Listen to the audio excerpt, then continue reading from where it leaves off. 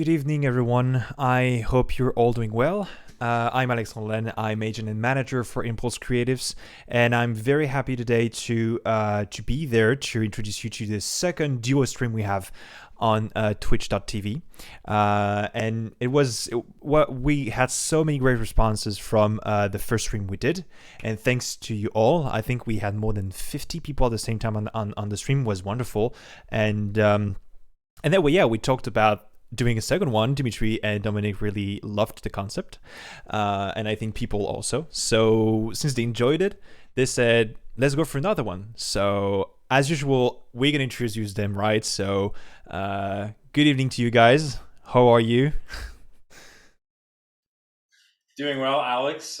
Great to be here. Hello, everyone. This is Dominic. I'm coming to you from Los Angeles today. It's a bright and sunny morning here on the west coast of the United States. As always, great to join my good friend Dimitri for me a morning of wonderful music making and dialogue about some things that we love. Hey, Dimitri. Hello everyone, good to see you all. So I'm Dimitri.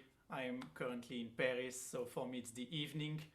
So that's great that thanks to InPulse Creatives and to Alexandre Len, we managed to do this very exceptional live stream, from two different continents, and to bring you the music of Brahms and Schumann. Those are the composers we chose to present to you today. Well, thanks to you guys. I really want to say hi to everyone from all over the world. I know we have people from Europe, from the States, maybe some people from Asia. It's late for you guys, we know. Thank you for coming also. Maybe Cindy's watching also. I know it's late for her, so I'm going to say a little hi to Cindy.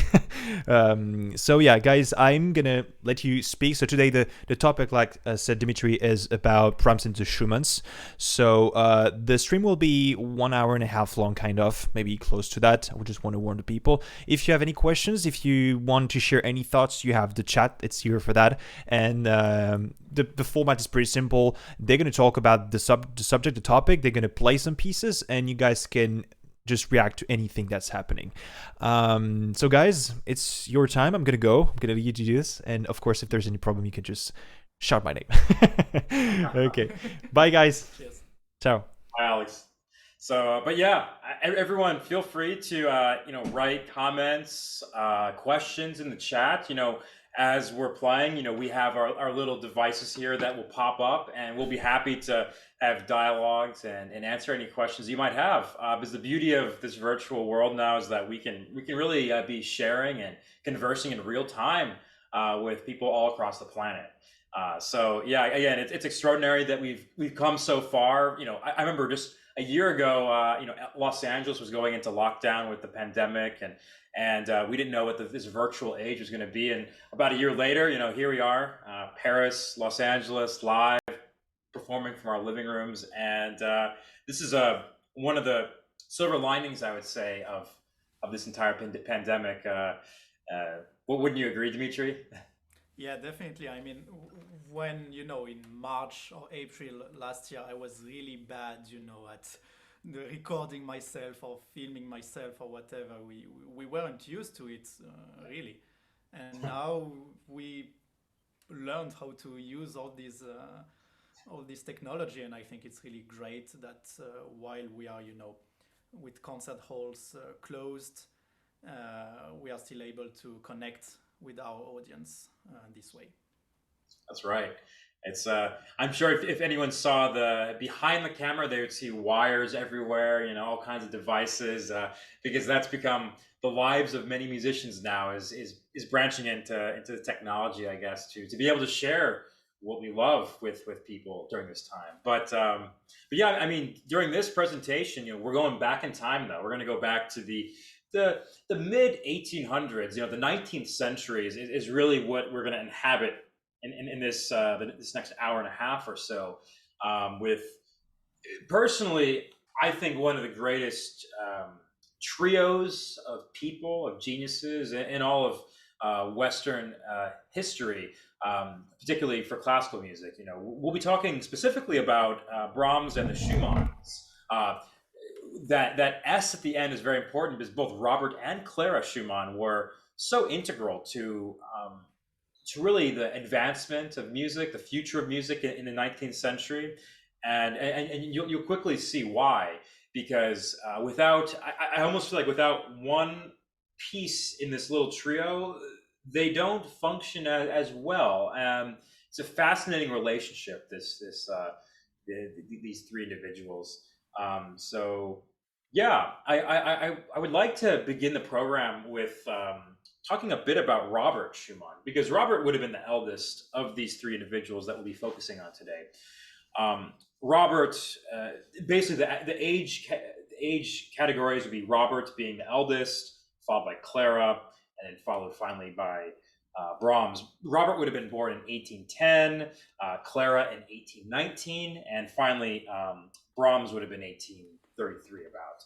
So, Robert is an interesting individual because he always loved music, and actually, his father owned a bookstore, basically a printing company of sorts. So he was always surrounded by literature, by stories, and I would say that this always captivated the imagination of this young man. And Robert, he pursued his family kind of pushed him into a degree of law to try and give him a stable career. But Robert was always passionate about the arts, and from a young age, from about the age of 19, Robert decided that the life of law was not for him, and he went to pursue a career in the piano and in composition. And he ended up going basically to study with the most important piano teacher of the time. His name would have been Mr. Weick, Frederick Weick. And this man, this important, renowned pedagogue of piano, was actually Clara Schumann's father. At the time, it was Clara Wieck. She would later marry Robert. But again, so Robert was basically invited in as a pupil into the esteemed Weick studio. And he was a little behind. He was not a prodigy by any means. He loved the piano, but sometimes it takes that little spark of talent, that ease at the keyboard that some individuals had, such as Clara. At the time when Robert met Clara, Robert would have been 19 years old. About Clara would have been about 9, and this precocious, young, imaginative girl, Clara, she was playing, metaphorically circles around Robert. She'd learn pieces in a matter of days that Robert would spend a month on. Robert was astounded by this girl's gifts, by her grasp of, I guess, culture, of society, and just her maturity at such a young age. And he always admired Clara from the onset. But one of the really important things about Robert that we have to remember is going back to his idea of storytelling that really was influenced by Robert's father. And from a young age, Robert's imagination was going wild, reading all the tales of the time, and even creating some of his own. Robert developed a sort of two different personalities that he liked to inhabit in his own world. He called them Florestan and Eusebius. Florestan is the name for his fiery side, when he was impetuous, impulsive. Eusebius was a more dreamlike, atmospheric, wistful, ruminatory, reflective type personality that Robert had. And, in some of his early letters, even, Robert would be signing, not Robert. If he wouldn't write his own name, he'd write Florestan. He'd write Eusebius, signing letters and different documents. So people kind of had to keep track of who's this again. But that kind of comes through in his music. In the piece that I'm about to play for you, Schumann's Arabesque, Opus 18, we really see two dramatic sides to Robert. We see, again, Florestan and Eusebius, and they kind of pull and tug away. And you can sense that despite the fact that this piece is innocent enough, there is something kind of brewing beneath the surface. There's something in the psyche of this composer that is it's a little unhinged at times. times with how dramatic it is. This piece would have been written when Robert was about 29 years old. Robert was not. He was a little bit of a late starter. A lot of his compositions came in his 20s, unlike other prodigies like Mozart and Beethoven. But in this piece, though, we see that again, the word arabesque, it refers to two different meanings. One refers to sort of flowing, curving type architecture in Arab cultures. The other refers to arabesque as also a sort of ballet pose, where basically the dancer's standing on one leg with the other outstretched behind them, a very kind of typical ballet pose. And in this piece, Robert said that he was struggling with his own identity. As we can see, he was struggling with his imagination of Florestan and Eusebius. We would call it sort of a bipolar disorder these days, perhaps, to have these two conflicting personalities. But he was still struggling with his own self-image and his own, confidence as a composer, as an individual. And he said in a letter that he would much rather be Robert Schumann and not Beethoven II, even if it meant Robert Schumann was 10 times worse than Beethoven. In other words, he wanted to be himself no matter what, never wanting to copy. He always wanted to follow his own path, and that's something that inspired everyone around him. With this piece, with this this arabesque, he wrote it with a certain sense of innocence. Actually, it's in the key of C major. It's childlike in its beauty at times. And yeah, for me, it's a perfect opener. It just kind of opens up the piano, opens up the mood in a really lighthearted, cheerful way. So I hope you enjoy the arabesque, which I'll begin the program with.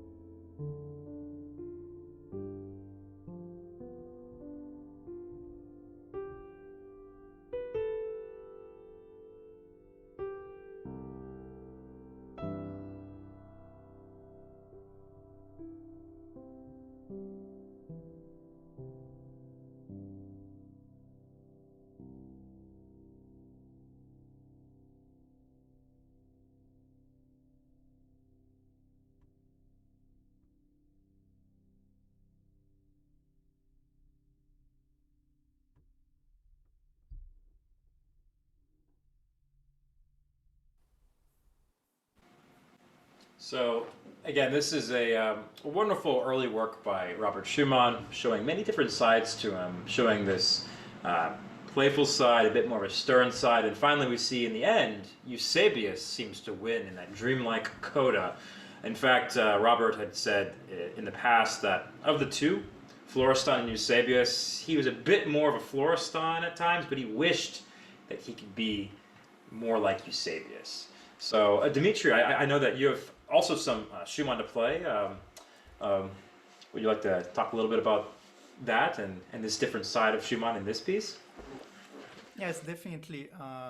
First of all, congratulations. I mean, it was really amazing, and this is one, of course, of the most known pieces of Schumann, but also one of the most beautiful. And it's interesting because it was written in this period of time where Schumann wrote a lot of music. And this was the period in between when he proposed to Clara in 1837, but her father Friedrich, so he didn't want that they marry, and so they finally married in 1840 only. So in this period of time, which was kind of troubled, of course, for both of them, Schumann wrote a lot of music which was directed to Clara, of course, which was literally love letters to Clara, hoping that they could eventually, live together.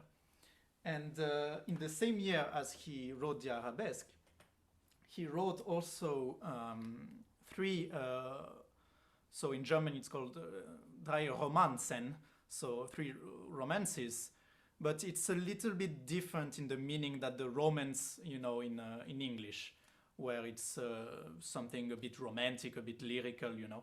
The romance in German means a tale, a story, something very German, very like a story basically. And so he wrote three romanzen also in 1839. And I will play for you the second one, which is the most famous, which is the Eusebius Schumann. So the dreamy Schumann, and also I would say it's a love duo because you always have those two voices singing in the piece. So it's really one can think it's Clara and Robert, just singing their love. So I will play for you the second romance in F sharp major by Schumann, Robert Schumann.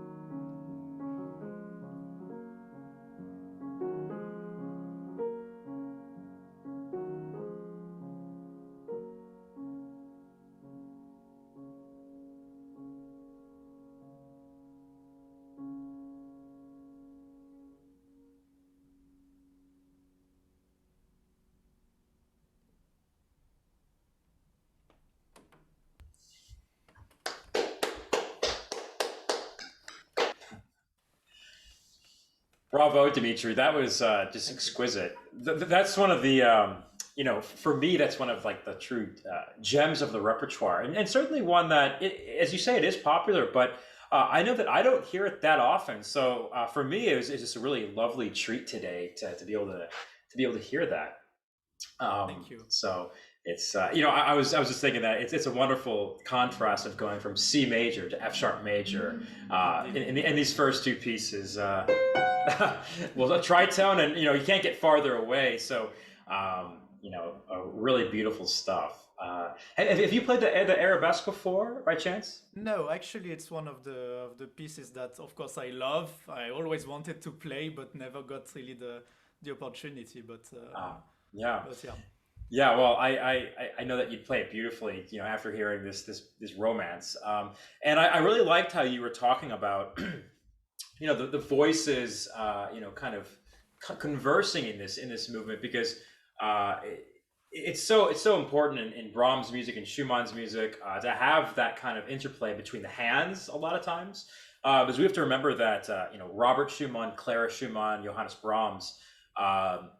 All three of them were accomplished pianists, and they all pretty much started most of their music, make most of their composition from the piano. So they're always thinking about the hands as two different types of people.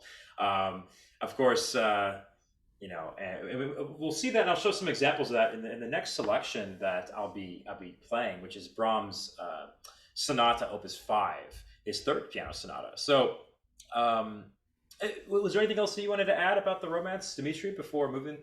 Well, just very quickly, about the genre of the romance, because this one, of course, is very lyrical, as I said, as you heard. So it's really, like singing. But for example, the two, because there are three in this opus, and the two others are completely different in terms of character.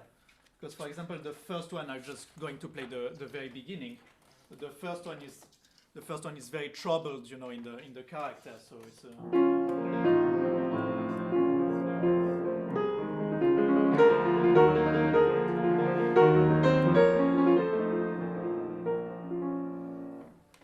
so very Yeah, different in character. And quite. the third one actually is very long. It's kind of 10 minutes something, and it's very rarely played, I must say. Especially the three romance and together are very rarely played, and the third one is actually very interesting.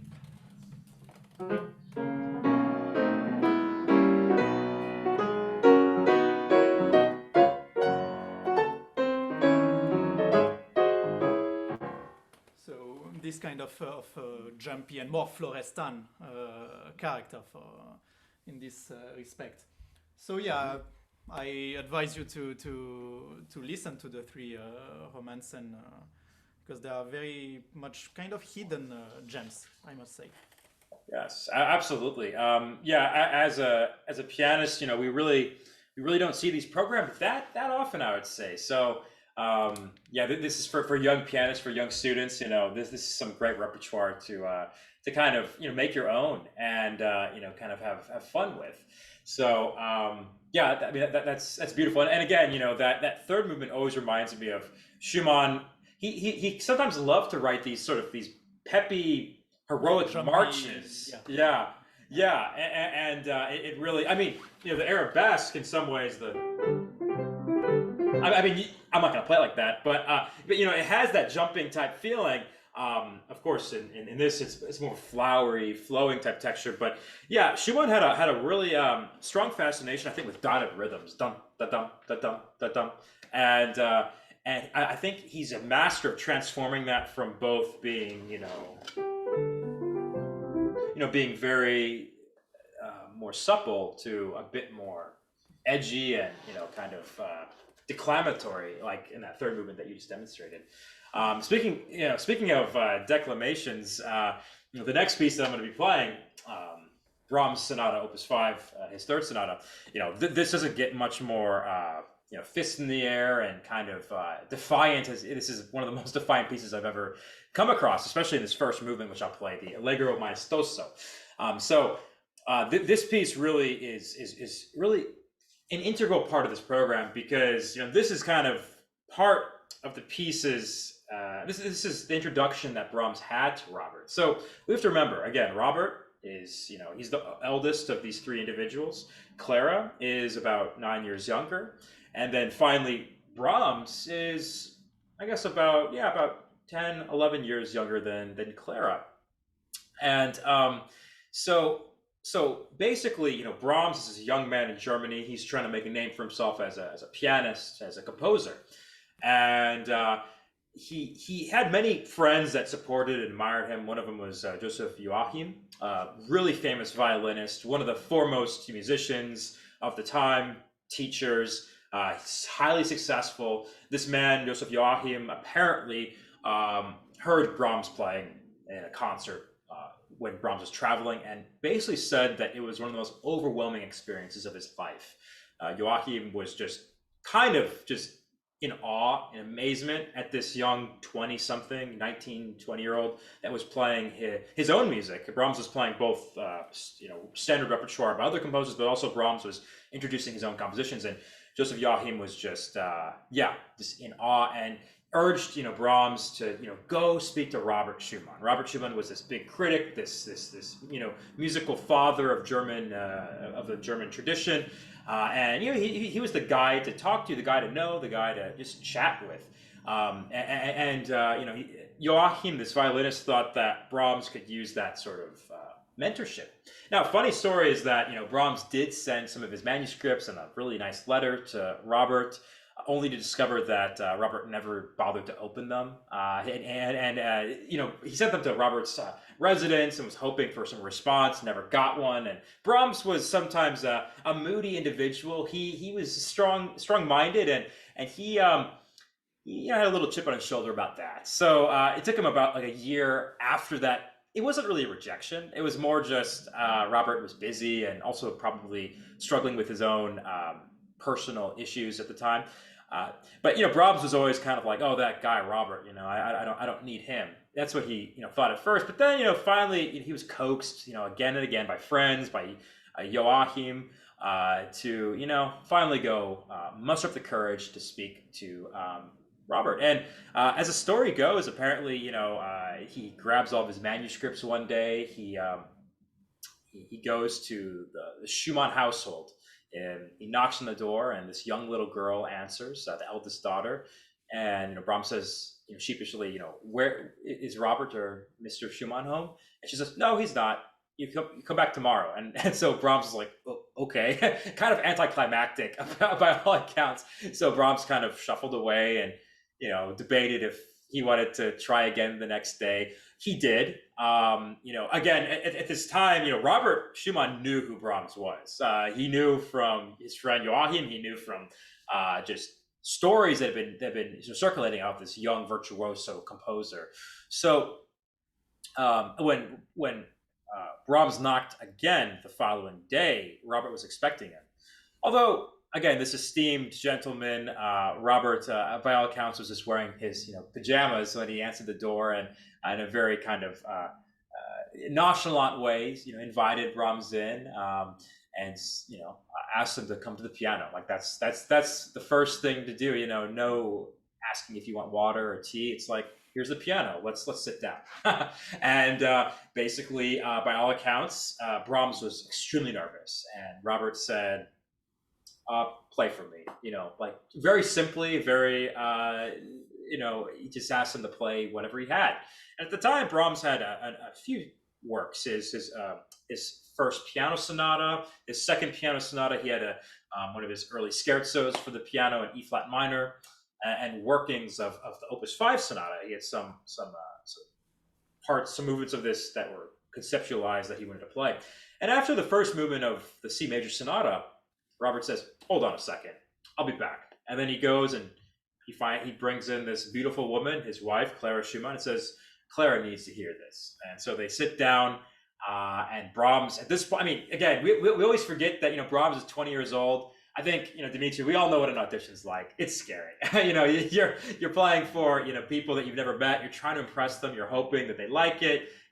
All these emotions, and especially for like literally one of the greatest composers alive, Robert. Brahms was just sweating bullets, and so he, by all accounts, he was quite nervous. But he finished playing the first sonata, and then apparently Clara said, "Oh, play the next sonata," and so. Brahms did. He played the next sonata, and then he said, "What else? Play the scherzo." And then basically Brahms spent a few hours playing all of his music that he'd ever written at that point. And then apparently what happened was they kindly and warmly thanked him for coming and said, we'll be in touch. And so Brahms kind of left the house. By all accounts, Brahms was devastated because he thought he'd made a bad impression upon the Schumanns. Little did he know that Robert and Clara were so overwhelmed that they didn't know what to say. Like they literally were just like, this is it. Like this is what we've been dreaming about, for the new generation of composers to be. Let alone a new generation. This is like what a composer should be. And apparently Robert and Clara literally just had never, they couldn't believe what they were hearing, basically. And Robert was just, feverishly, telling his friends about this young man. And then finally, Robert, sent an invitation to Brahms to return, and Brahms came back expecting some kind of criticism, but, he was really overjoyed that Clara and Robert were just like, we're sorry for, I guess being just kind and warm, but we just didn't know how to express our feelings at the time because we were so touched by your playing and by your composition. So basically for about 4 months, Brahms became a part of the Schumann household. Brahms was, working on his composition. He worked with Robert as a composer. His pianism was not his focus. Brahms was focusing on his compositional craft. So they worked on the sonatas, the scherzo, and other works that he had composed, but they really focused a lot on this sonata, Opus 5, number 3 in F minor. This was sort of the project that Schumann wanted to, really mentor Brahms on, because this was a really grand undertaking, I would say. This sonata, again, I won't play the whole thing for you because we'd be here all day. It's about 45 minutes long, this entire sonata. It's 5 movements, Most sonatas at the time were maybe 3 movements, maybe 4 movements, 5. Come on, that's pretty long, I would say. And then as I talk about the movements, you'll see why this is such a novel work. But basically, in a very Beethovenian way, and actually what happened was in an article, Schumann was a writer, a critic, and he wrote this article basically proclaiming Brahms as the next Beethoven, the successor to Beethoven. That's basically the greatest compliment that a young German composer can get. It's also one of the most dangerous comments because you constantly are comparing yourself to absolute greatness, and how do you measure up, right? So Brahms was a perfectionist. This is what kind of made him. By all accounts, Brahms published so many pieces, but he wrote 10 times as many pieces as he published. He destroyed them because he wanted only the perfect pieces to come out. And so this sonata he worked just so much on with Robert. It was composed in 1854 when they met. In this first movement, Brahms has a fist in the air. He's kind of defiant like Beethoven is. In fact, he actually takes lots of motifs of motives, little fragments of Beethoven's music. One being a theme that we might know. So he doesn't take those exact notes of Beethoven's Fifth Symphony, but he takes this rhythm. He takes this and puts it all throughout the piece. So Beethoven's ghost is living in this sonata. Brahms' voice, though, comes through quite poignantly. I think without further ado, I'll play the first movement, this Allegro Mistos, a majestic movement, a defiant movement, a movement that's Brahms saying, I'm here, and I'm here to make a difference in Western music. So I hope you enjoy it.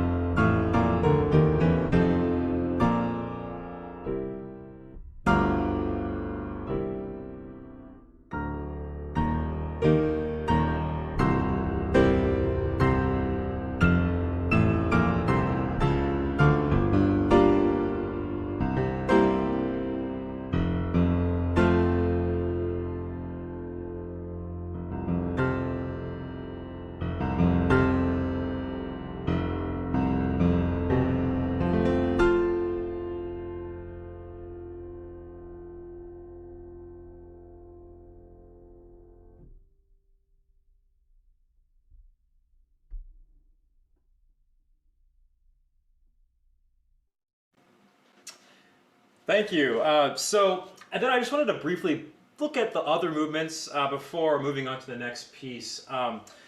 This really important work by Brahms.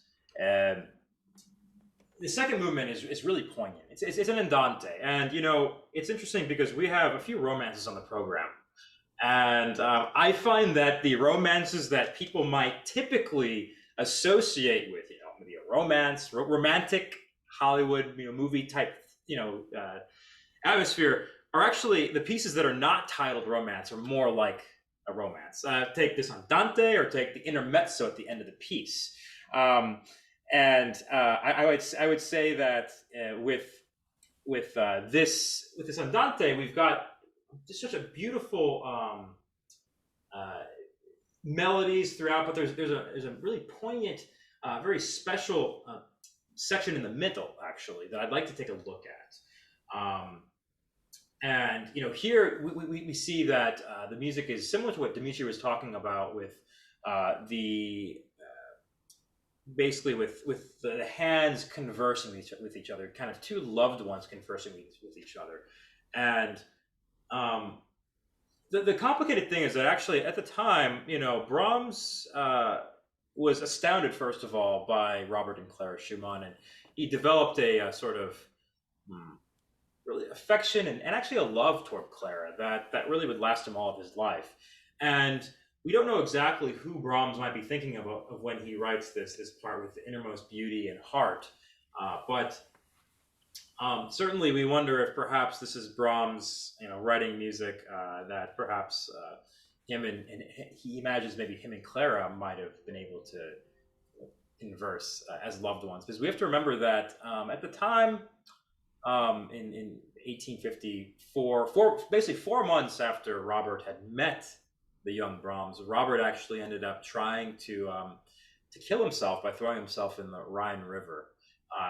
His bipolar episodes were getting the best of him. He was really suffering psychologically, and he was committed to an asylum for his own safety. And during this time, Clara, we have to remember that Clara, I'll talk more about her later, but she had many children. She had about 7 children that she could take care of, and they're all young, and she didn't have anyone to talk to about her feelings and what she really pained her about this situation with her husband. And in this piece, Brahms was one of her close confidants, one of the close people that she could really talk to. And this beautiful duet, this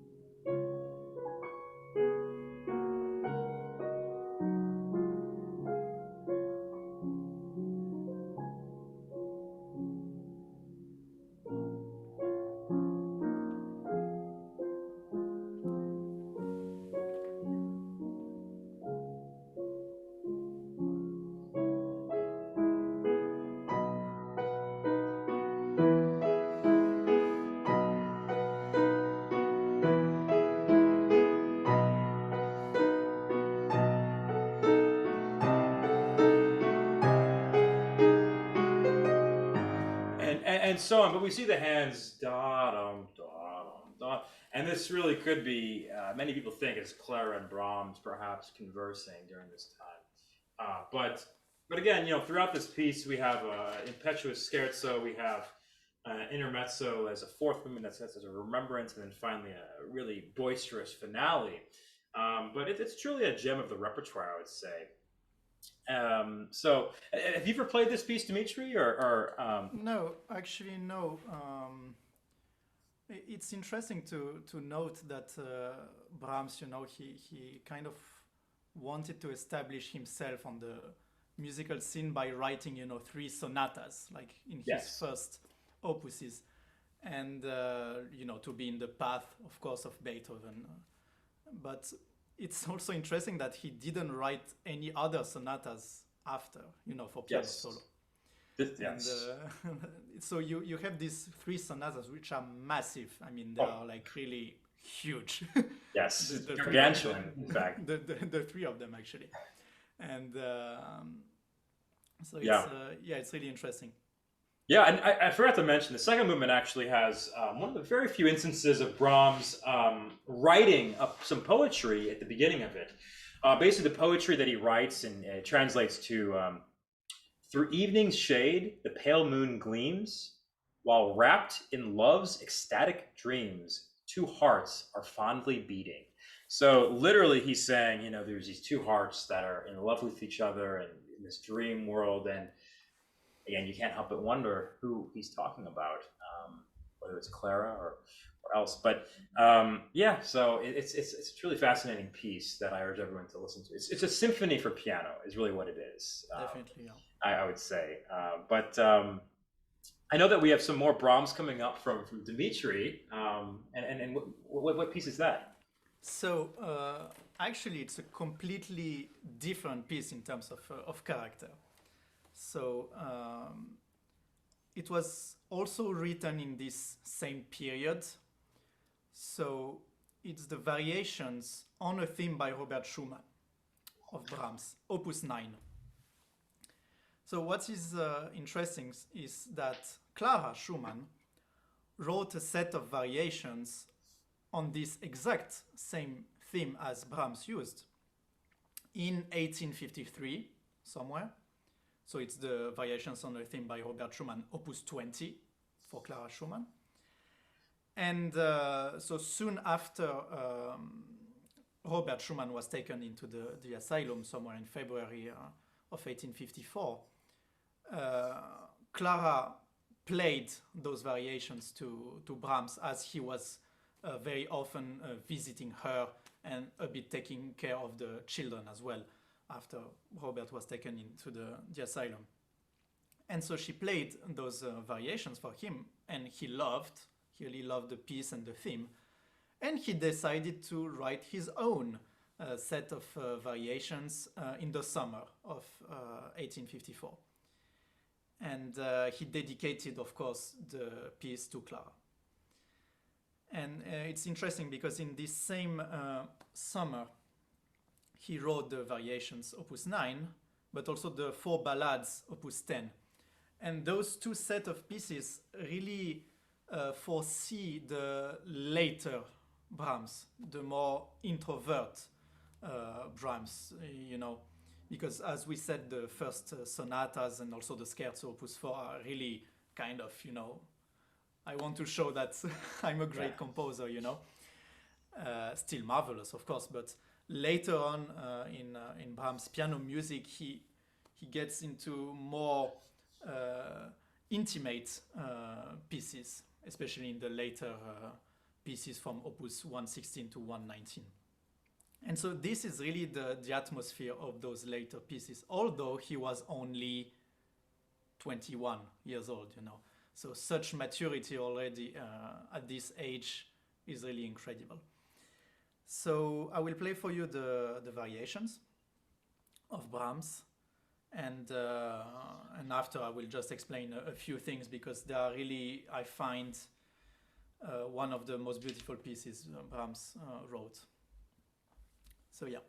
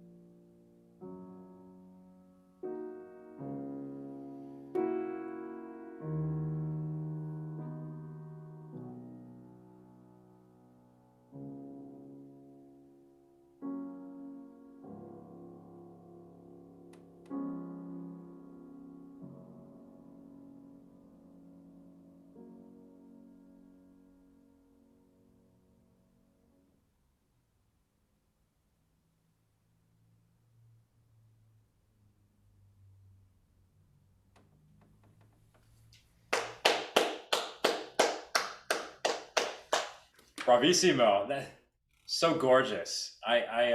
Before you talk about this piece more, I just want to say that I think it's a beautiful sort of homage to his dear friend Robert Schumann, where it's almost like he's hoping Robert finds peace in Eusebius at that ending. He could have ended in fiery fashion, but that ending is just so.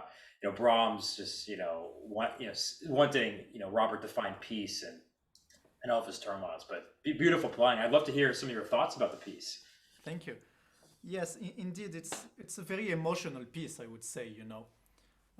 Especially in the younger period of Brahms, you don't find that much emotion. Really, like for 20 minutes, like this, it's really amazing set of variations, and so it comes from a theme of Schumann, which is rather insignificant. I mean, it's not the most beautiful little piece Schumann ever wrote, this little theme.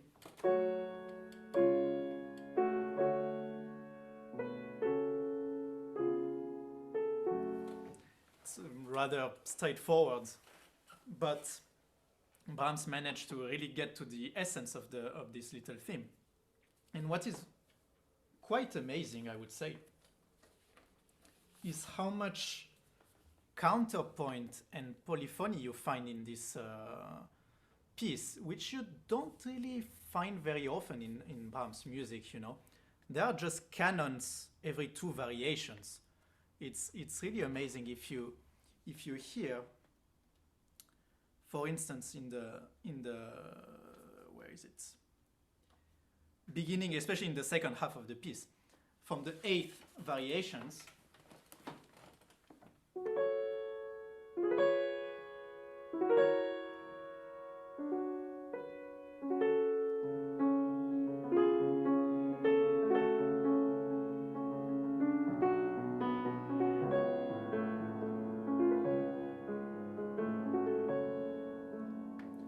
So basically, the left hand is doing the canon of the melody. So you have the right hand doing, and then.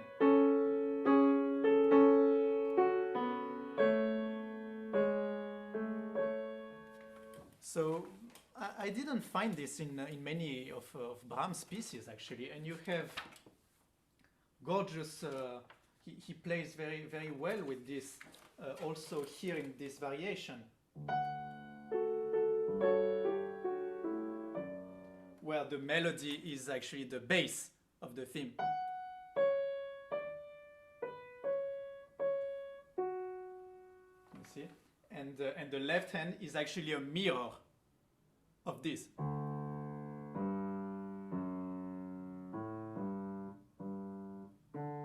So it's really amazing. You have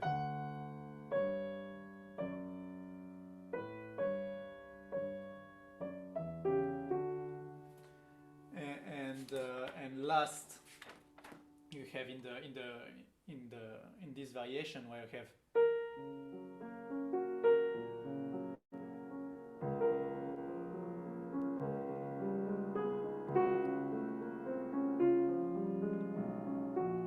have the theme in the right hand, but also in the left hand.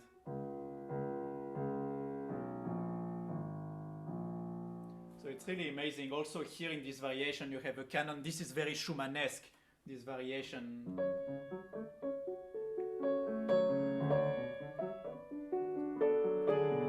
Where you have this theme and then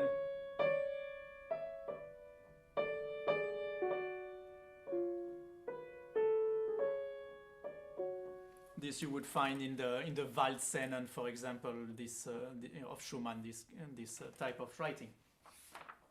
And also very interestingly, you have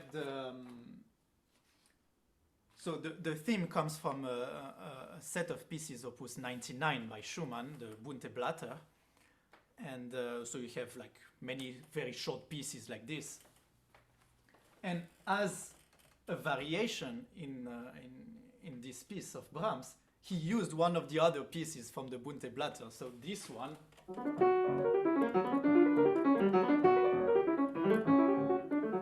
is is actually a piece of Schumann. So he incorporated it into the variations, which is really amazing.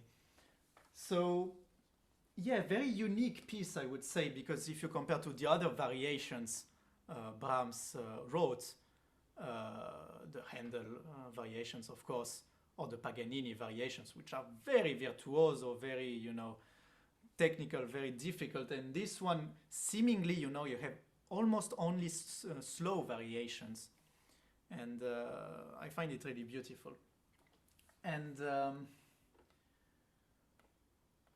as I said, it's kind of a twin with the Clara Schumann's variations on the same theme.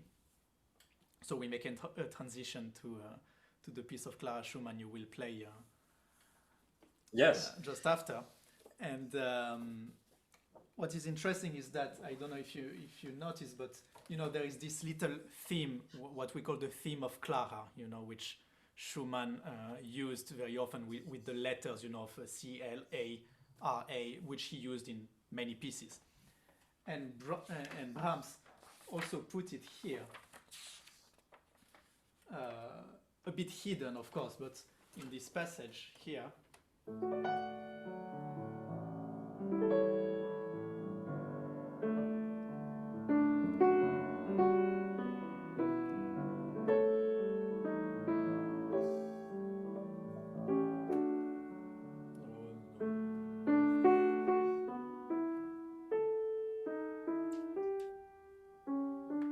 This is, of course, the theme of Clara, and so it's of course, proof of affection of Brahms towards Clara. And what is interesting is that in Clara's variations, Opus 20, she also put that theme at the end. By the way, the variations she wrote, I don't know them, I cannot play them, but they are very different. They are much more virtuoso in a way. As we know, Clara was really a virtuoso pianist. And so the variations are quite different. But just to play a little bit of the end, where you also have the theme of Clara. So you have...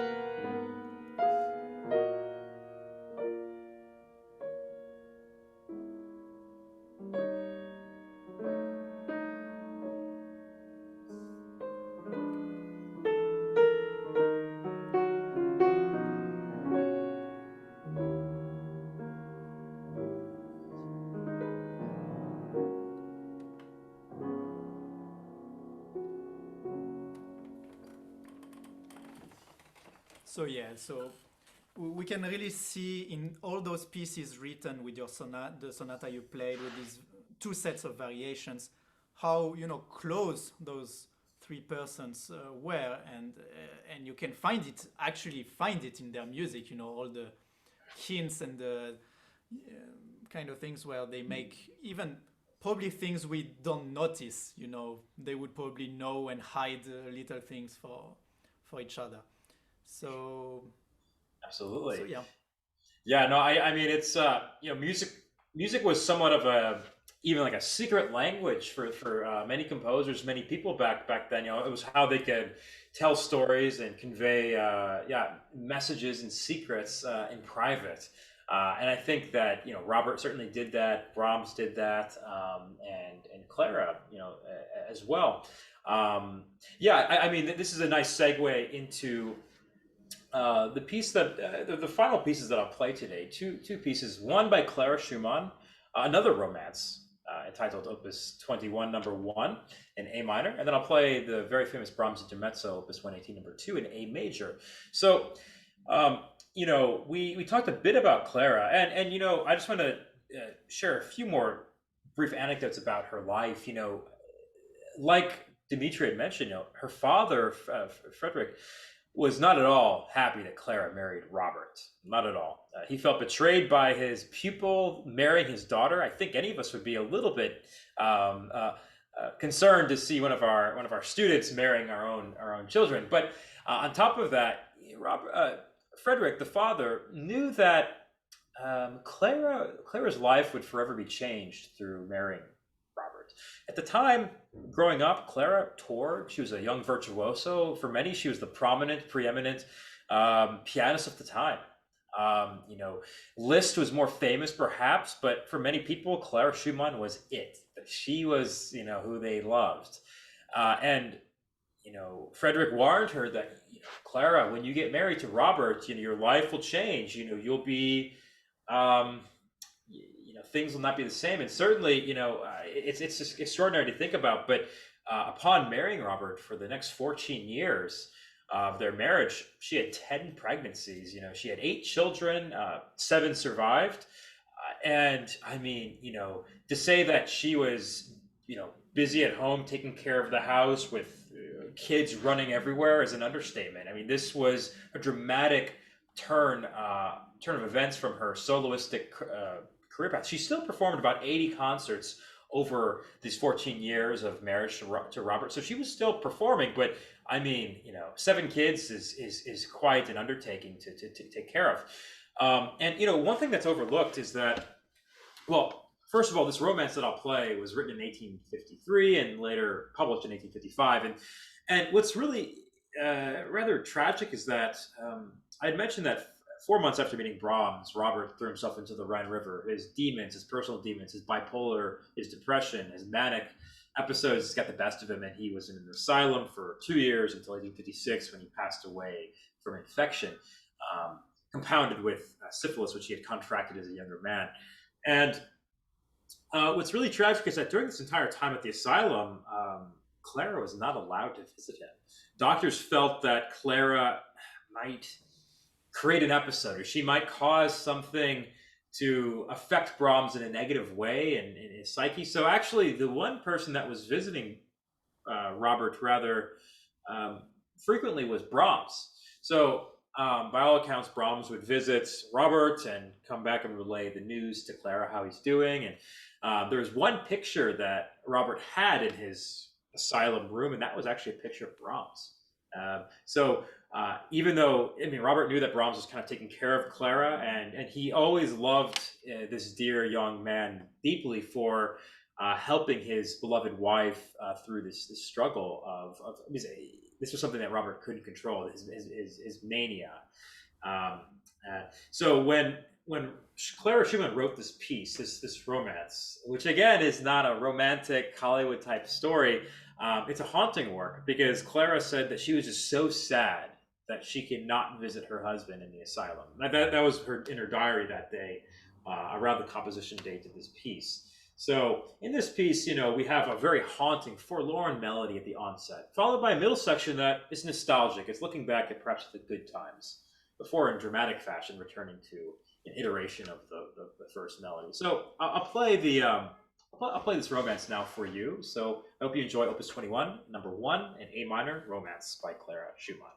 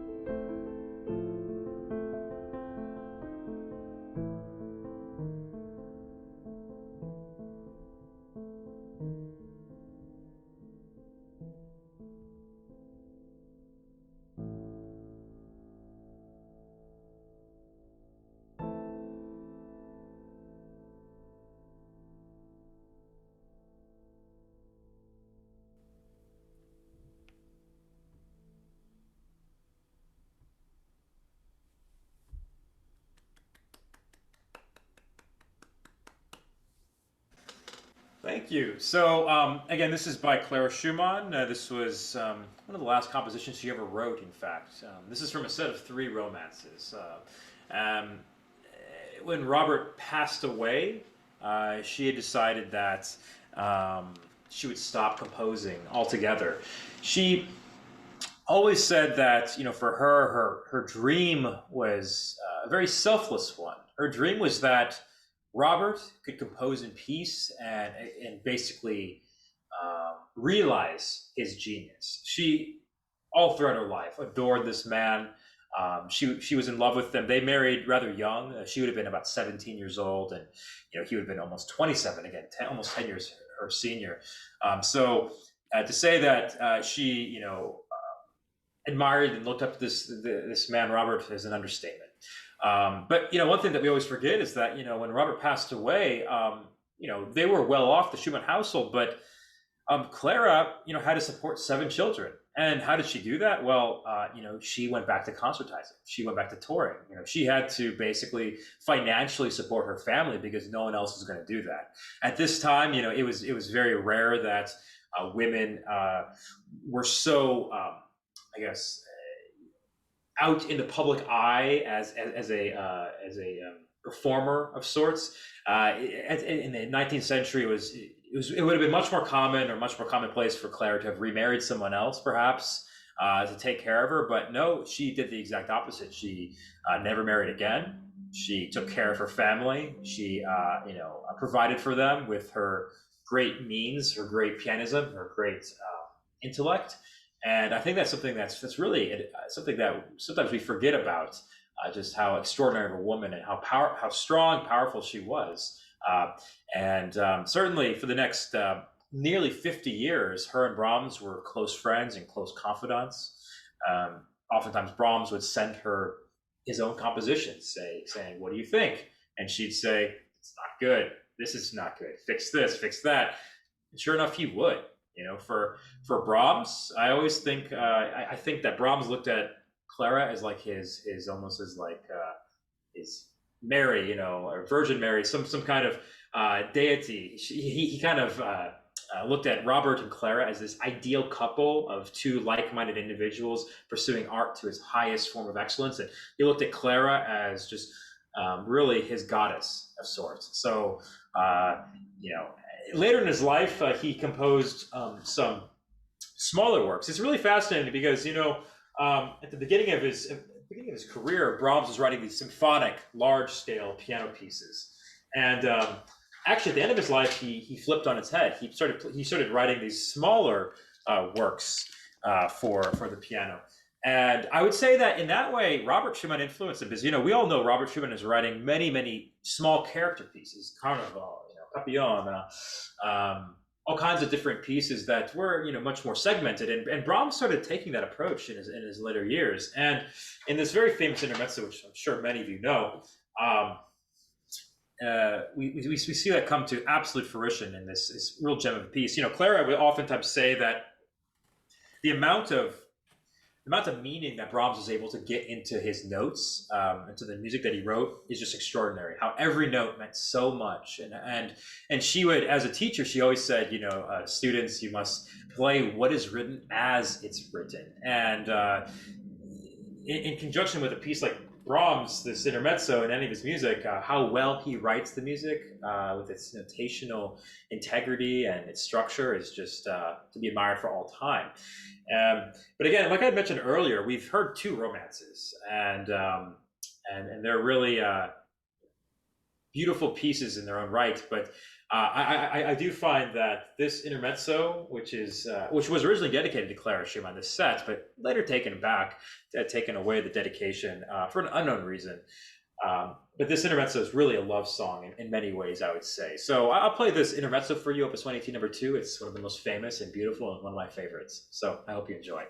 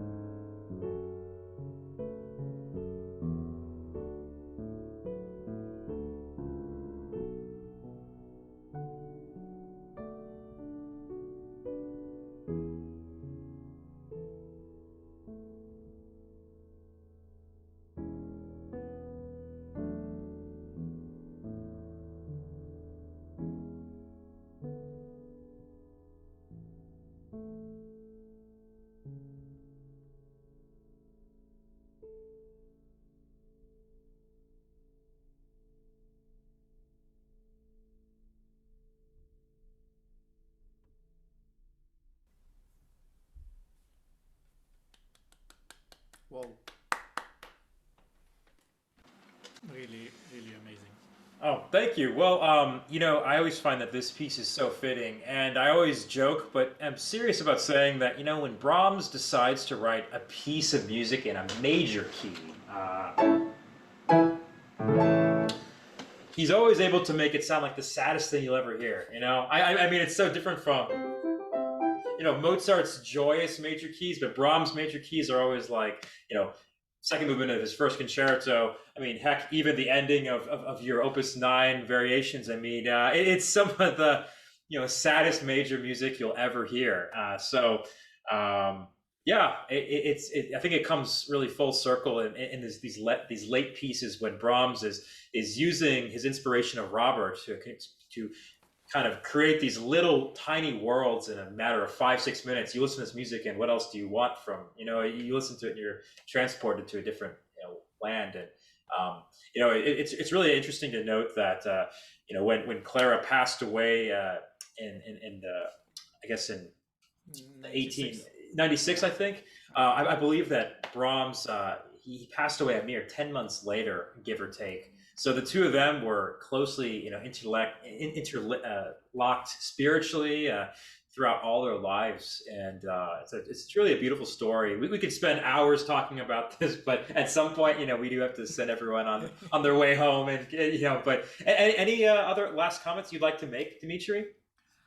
Well, just about those late pieces, what is very interesting is that, so we've come, from Opus 5 to Opus 118, and he didn't change much his style of writing, like it's, yeah.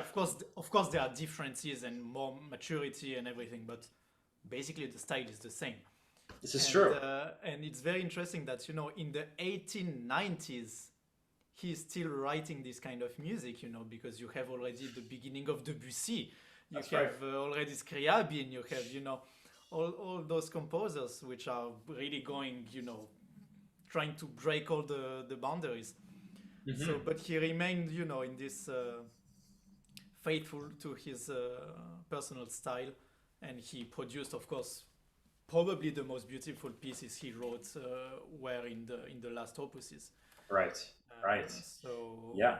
It's and music like this, Opus 118, life is fickle, and the world's a really interesting place, how things unravel, and we wouldn't even ever had this music actually, because Brahms technically retired before writing 116, 17, 18, 19, because he felt he had done everything he could say. He'd spoken his musical language until he actually heard a wonderful clarinetist, I think Richard Stoltzman, I believe, and then Brahms decided to write some clarinet pieces, and then that triggered a response that gave us some of the most beautiful. I mean, come on, 116, 17, 118, 119. I mean, that's some of the greatest stuff Brahms ever wrote. Yeah. So every pianist will agree that it's just gold. It is, and again, if it wasn't for a wonderful clarinetist that Brahms heard, we wouldn't have had that tidal wave of inspiration.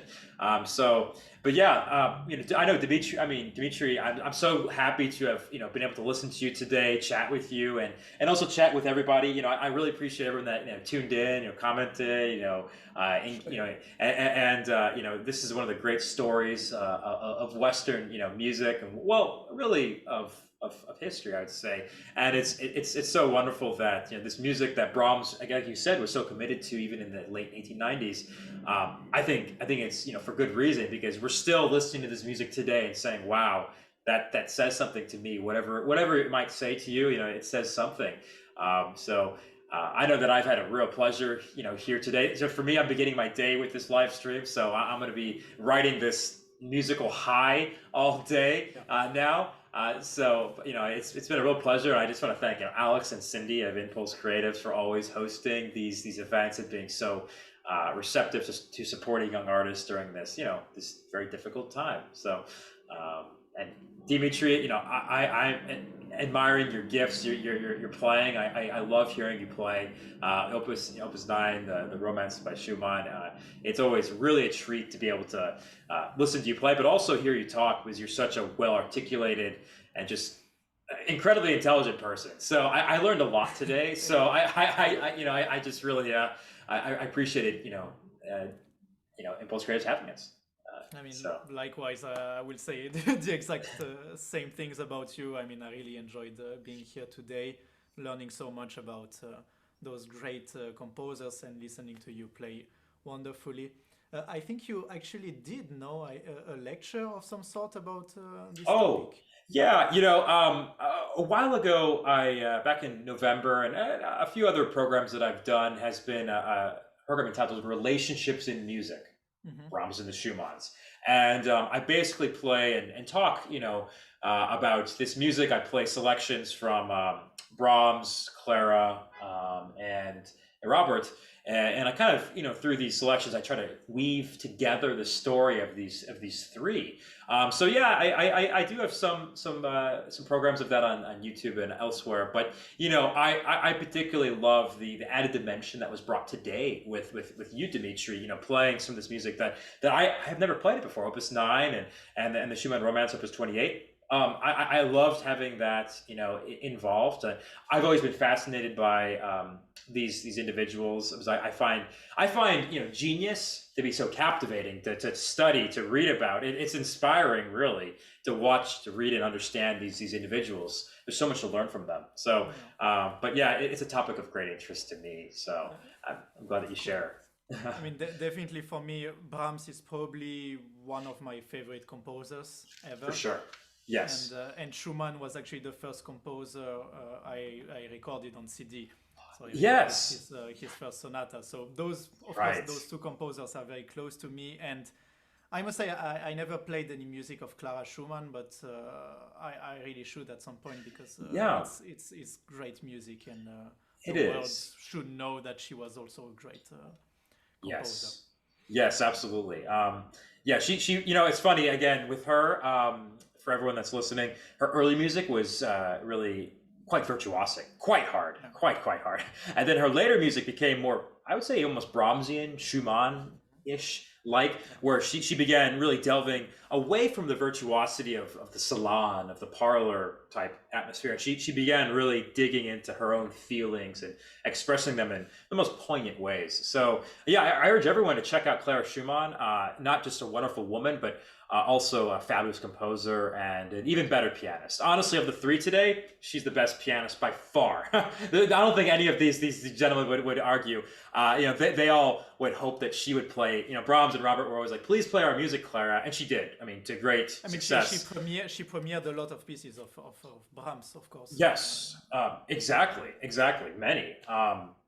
So she was the preeminent. I mean, she was the pianist of this group. So for sure.